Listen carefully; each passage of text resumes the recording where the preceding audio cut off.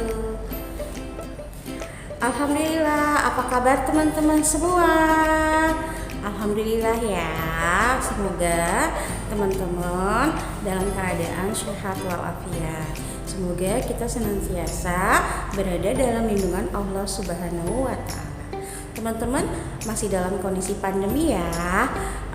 Semoga juga teman-teman tetap senantiasa menjaga prokesnya ya, protokol kesehatannya. Maskernya selalu dikenakan dan jangan lupa untuk selalu cuci tangan. Teman-teman, alhamdulillah di pertemuan kali ini, dalam video pembelajaran kali ini, Bu Dewi akan membahas materi tematik tema 5, subtema 4, pembelajaran 5 dan 6. Nah teman-teman, pada pembelajaran tematik tema 5, subtema 4, pembelajaran 5 dan 6, materi yang akan kita bahas adalah yang pertama, yaitu penerapan sila keempat dan kelima Pancasila. Yang kedua adalah kalimat atau dan ungkapan permintaan tolong. Yang ketiga yaitu masih seputar satuan panjang. Baik teman-teman, untuk lebih jelasnya kita simak ya video penjelasan berikut ini. Sikat berdoa, tangan diangkat, kepala ditundukkan, hati dikhusyukkan. Doaan a'udzubillahi minasyaitonirrajim. Bismillahirrahmanirrahim. Raditu billahi rabba wa bil islami dina wa bi muhammadin nabiyyan wa rasula. Rabbi jitni ilma warzuqni fahma. Amin. Tema 5, subtema 4, pembelajaran 5 dan 6, pengalamanku di tempat wisata. Tujuan pembelajaran pada materi ini adalah penerapan sila keempat dan kelima Pancasila, membuat kalimat dan ungkapan permintaan tolong, dan menghitung satuan panjang baku. Materi pertama yaitu penerapan sila keempat Pancasila di tempat wisata. Keluarga Deli bermusyawarah untuk menentukan acara liburan sekolah. Nah, jadi keluarga Deli ingin berlibur ya, berlibur ke suatu tempat saat liburan sekolah. Dalam menentukan kemana mereka akan pergi berliburan, mereka melakukan musyawarah. Musyawarah adalah salah satu sikap dan penerapan sila keempat Pancasila. Nah, teman-teman masih ingat ya bunyi sila keempat Pancasila apa? Yap, betul, kerakyatan yang dipimpin oleh hikmat kebijaksanaan dalam permusyawaratan perwakilan. Pada sila keempat ini kita disarankan jika ingin melakukan sesuatu berdasarkan kepentingan orang banyak, itu dilakukan dengan cara musyawarah. Nah, contoh sikap yang mencerminkan sila keempat Pancasila lainnya, khususnya di tempat wisata, antara lain tidak mengambil keputusan sendiri. Kalau teman-teman sedang berwisata ke tempat wisata, itu bersama rombongan teman-teman lainnya, teman-teman tidak boleh mengambil keputusan sendiri ya. Jadi teman-teman tidak memutuskan sendiri ingin kemana, ingin bagaimana. Karena kita bersama-sama, maka keputusan yang diambil adalah keputusan bersama. Meminta izin jika ingin berpisah dari rombongan wisata. Ini benar teman-teman, kalau kita sedang berwisata bersama rombongan, kalau kita ingin kemana-mana berpisah, itu sebaiknya izin. Agar apa? Supaya kita tidak dicari ya, supaya kita tidak dianggap orang hilang ya. Jadi kalau kita ingin berpisah, itu izin dulu ya teman-teman. Menjaga ketentraman dan ketertiban saat berada di tempat wisata. Iya teman-teman, saat berada di tempat wisata itu perhatikan betul dan taati peraturan-peraturan yang ada di tempat wisata tersebut.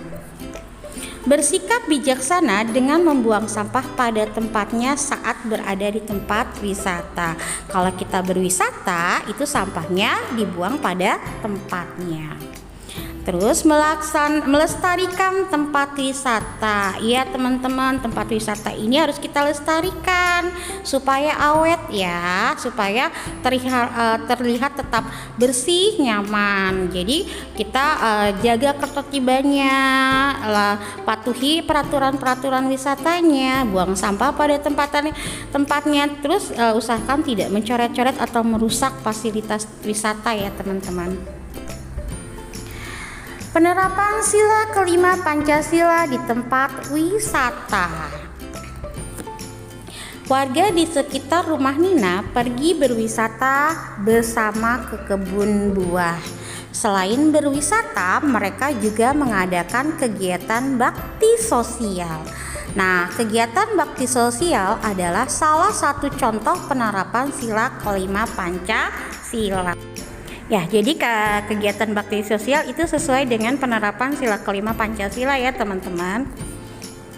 Contoh penerapan sila kelima Pancasila lainnya antara lain memberikan bantuan kepada orang yang membutuhkan.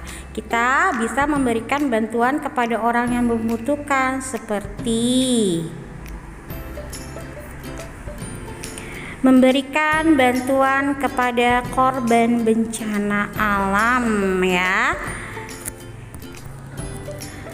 Ini teman-teman ya, memberi bantuan kepada korban bencana alam merupakan salah satu penerapan sila kelima Pancasila. Juga memberikan bantuan kepada orang yang kurang mampu ya, seperti sedekah, zakat. Ini merupakan cermin penerapan sila kelima Pancasila. Sikap lainnya mencerminkan sila kelima Pancasila adalah melaksanakan hak dan kewajiban dengan baik. Jadi kita harus melaksanakan kewajiban-kewajiban kita, baik sebagai anak, ya kan, sebagai warga masyarakat, sebagai siswa di sekolah. Hak dan kewajiban harus dilaksanakan dengan baik. Tidak bersikap boros. Nah, teman-teman usahakan ya menabung.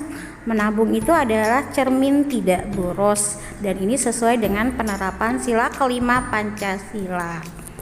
Lalu menjaga fasilitas umum. Ya, demikian tadi penerapan sila keempat dan kelima Pancasila.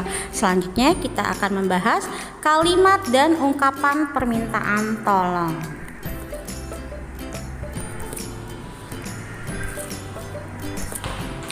Kalimat permintaan tolong adalah kalimat yang diucapkan saat seseorang akan meminta bantuan. Jadi kalau kita dalam kesulitan, kita butuh bantuan, kita ingin orang lain tuh membantu kita, ini yang kita ucapkan adalah kalimat tolong ya. Kalimat permintaan tolong diucapkan dengan bahasa yang sopan dan santun. Kalau teman-teman ingin meminta bantuan atau meminta tolong, itu pergunakan bahasa yang sopan dan santun. Nah, jangan lupa setelah kita ditolong atau kita dibantu oleh orang lain, ucapkan terima kasih sebagai tanda kita menghargai dan menghormati orang yang telah menolong kita. Beberapa contoh kalimat permintaan tolong. Nah, di sini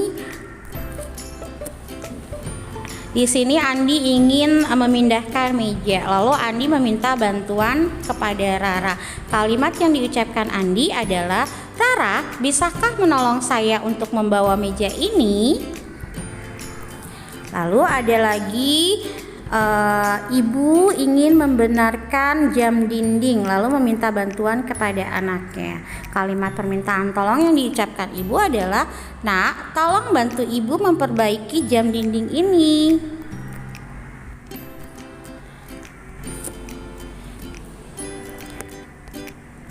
Ya, ini adalah Andi meminta bantuan kepada Fatimah mengerjakan soal. Kalimat permintaan tolong yang diucapkan Andi adalah, "Fatimah, tolong bantu aku menyelesaikan soal ini. Aku tidak mengerti." Nah, ini Nina meminta bantuan ibu untuk menyelesaikan pas bunga. Kalimat permintaan tolongnya yaitu, "Ibu, bisakah mengajariku menyelesaikan membuat pas bunga ini?" Ya, teman-teman, demikian tadi kalimat permintaan tolong. Jadi, kalimat permintaan tolong diucapkan saat kita membutuhkan bantuan atau meminta tolong kepada orang lain. Kalimat permintaan tolong diucapkan dengan bahasa santun dan sopan, dan jangan lupa ucapkan terima kasih setelah kita dibantu atau ditolong oleh orang lain.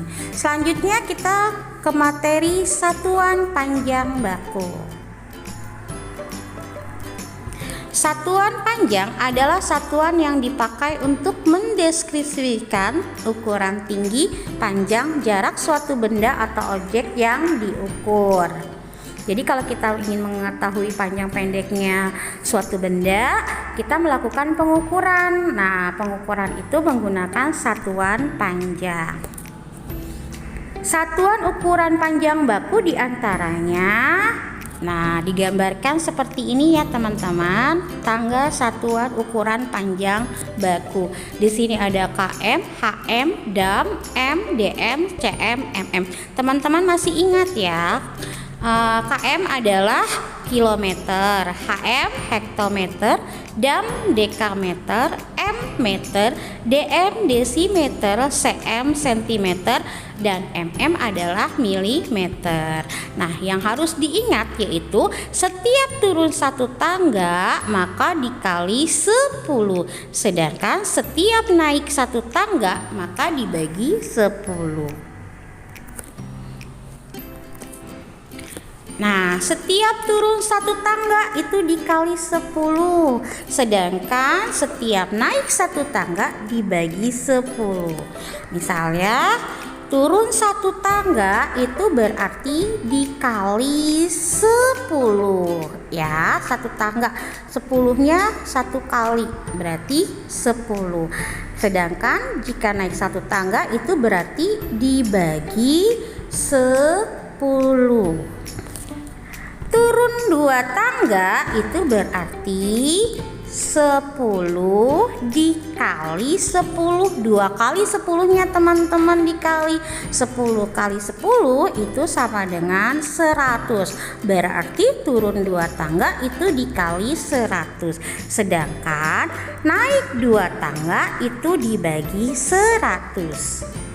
Turun 3 tangga itu 10 dikali 10 dikali 10. 10-nya 3 kali karena turun 3 tangga. 10 dikali 10 dikali 10 itu 1000. Berarti turun 3 tangga dikali 1000. Sedangkan naik 3 tangga itu dibagi 1000. Turun 4 tangga itu berarti 10 dikali 10 dikali 10 dikali 10 sama dengan 10.000. 4 kali 10-nya karena turun 4 tangga. Berarti kalau turun 4 tangga itu dikali 10.000. Sedangkan jika naik 4 tangga itu dibagi 10.000. Turun 5 tangga itu berarti 10 dikali 10 dikali 10 dikali 10 dikali 10. 10-nya ada 5 sama dengan 100.000. Berarti turun 5 tangga itu dikali 100.000. Sedangkan naik 5 tangga itu dibagi 100.000. Turun 6 tangga itu berarti 10 dikali 10 dikali 10 dikali 10 dikali 10 dikali 10. 10-nya ada 6 ya teman-teman karena turun 6 tangga. Berarti turun 6 tangga dikali 1 juta. Sedangkan naik 6 tangga dibagi 1 juta. Latihan soal. Perhatikan ya soal-soal berikut. 5 kilometer itu berapa dam? 90 hektometer berapa meter? 3 hektometer berapa milimeter? 7 dekameter berapa sentimeter? 2000 sentimeter berapa dekameter? 15.000 milimeter berapa desimeter? 6.000 desimeter berapa hektometer? Dan 300 cm berapa meter? Kita bahas satu-satu ya. Yang A, 5 km sama dengan titik-titik dam. Kita buat dulu tangga satuan panjangnya. Ingat ya teman-teman, jika turun satu tangga, setiap turun satu tangga dikali 10. Sedangkan setiap naik satu tangga dibagi 10. Kita lihat kilometer ke dam. Kilometer di atas dam, di bawahnya kilometer, berarti turun. Berapa tangga turunnya? 1, 2, turun 2 tangga. Berarti kalau turun 2 tangga itu dikali 100. Maka 5 dikali 100 karena turun 2 tangga sama dengan 500. Maka 5 km sama dengan 500 dekameter.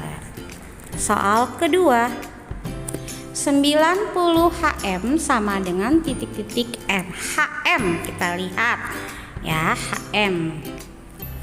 Nah, M ternyata M di bawahnya HM. Kita berarti turun berapa tangga? 1, 2. Turun 2 tangga berarti dikali 100. 90 dikali 100 sama dengan 9.000. Maka 90 HM sama dengan 9.000 M, atau 90 hektometer sama dengan 9.000 meter. Soal ketiga, 3 HM titik-titik EM MM. HM MM ada di bawahnya HM, berarti turun berapa tangga ya teman-teman? Kita hitung 1, 2, 3, 4, 5. Turun 5 tangga berarti dikali 100.000. Maka 3 dikali 100.000 sama dengan 300.000. Maka 3 HM sama dengan 300 mm. Soal keempat, 7 dam titik-titik sentimeter. Dam sentimeter berada di bawah dam, berarti dikali turun. Berapa dikalinya turun berapa tangga ya? 1, 2, 3. Turun 3 tangga berarti dikali 1000. Maka 7 dikali 1000 sama dengan 7.000. 7 dam sama dengan 7.000 cm. Pertanyaan soal kelima selanjutnya, 2000 cm, 2000 cm titik-titik dam. cm dam itu ada di atas cm, berarti naik. Kita hitung. Ingat, kalau naik, setiap naik satu tangga berarti dibagi ya teman-teman. Dari cm ke dam itu naik 1, 2, 3. Naik 3 berarti turun naik 3 tangga, berarti dibagi 1000. Berarti 2000 dibagi 1000 sama dengan 2. Maka 2000 cm sama dengan 2 dam. Soal selanjutnya, 15.000 mm titik-titik DM. MM DM di atas berarti naik, maka dibagi berapa? Dia naik berapa tangga? 1, 2. Naik 2 tangga berarti dibagi 100. Maka 15.000 dibagi 100 sama dengan 150. Jadi 15.000 mm sama dengan 150 dm. Soal selanjutnya, 6.000 dm titik-titik HM. DM ke HM itu HM ada di atas DM berarti naik. Kalau naik berarti dibagi. Naik berapa tangga? 1, 2, 3. Naik 3 tangga.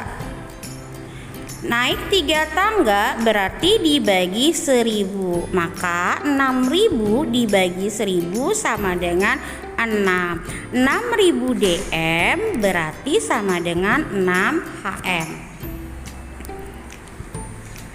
300 cm ke m. Cm, m-nya berarti ada di atas cm. Naik ya teman-teman. Naik berapa tangga? 1, 2. Naik 2 tangga. Naik 2 tangga berarti dibagi 100. 300 dibagi 100 sama dengan 3. Maka 300 cm sama dengan 3 meter. Alhamdulillah teman-teman, demikianlah pembelajaran tematik tema 5 subtema 4 pembelajaran 5 dan 6. Semoga teman-teman bisa memahaminya ya, dan bisa mempraktekkan apa yang telah dipelajari dalam kehidupan sehari-hari. Baik teman-teman, sampai di sini pertemuan kita. Jika ada pertanyaan-pertanyaan, teman-teman bisa bertanya pada guru teman-teman atau orang tua di rumah ya. Baik, kita tutup ya pembelajaran kali ini dengan mengucap hamdalah dan doa penutup majelis. Sikap berdoa, tangan diangkat, kepala ditundukkan, hati dikusyukkan. Doaan alhamdulillahi rabbil alamin. Subhanakallahumma wa bihamdik asyhadu an la ilaha illa anta astaghfiruka wa atubu ilaik. Selamat bertemu kembali. Mohon maaf jika ada salah. Tetap sehat, semangat, dan rajin belajar. Sampai jumpa teman-teman.